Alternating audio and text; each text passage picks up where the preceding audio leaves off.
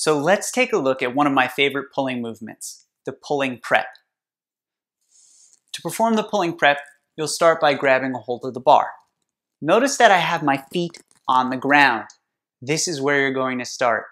If you can't touch the ground, find a step up, find a pile of mats, find a chair, something that can take your weight. From here, you'll then wrap your hands around the bar and slowly hang down. This is your starting position. If you find that you can't extend the arms all the way, that's okay. But work on finding a comfortable position where your toes are on the ground, taking that weight. From here, you're going to bend the bar in half, straightening those arms out and pulling the shoulder blades down. From there, you're going to push the bar away from you, keeping those arms straight, and hang back down again. Notice how small the range of motion was that I used. It's not a large movement.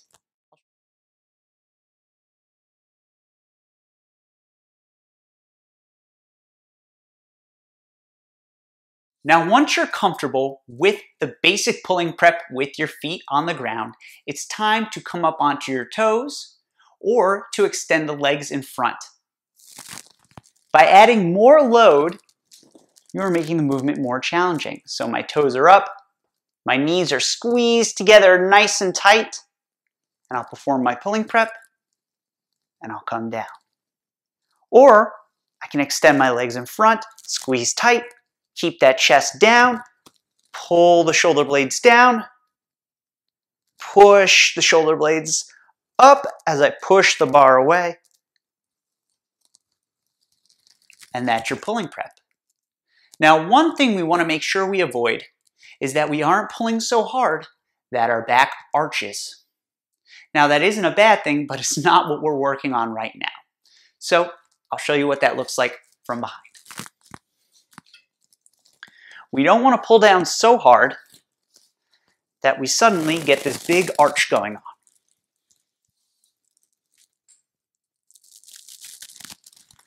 What we want to do is make sure that our ribs are pulled down the entire time and that the range of motion is as small as we need it to be to keep that chest down.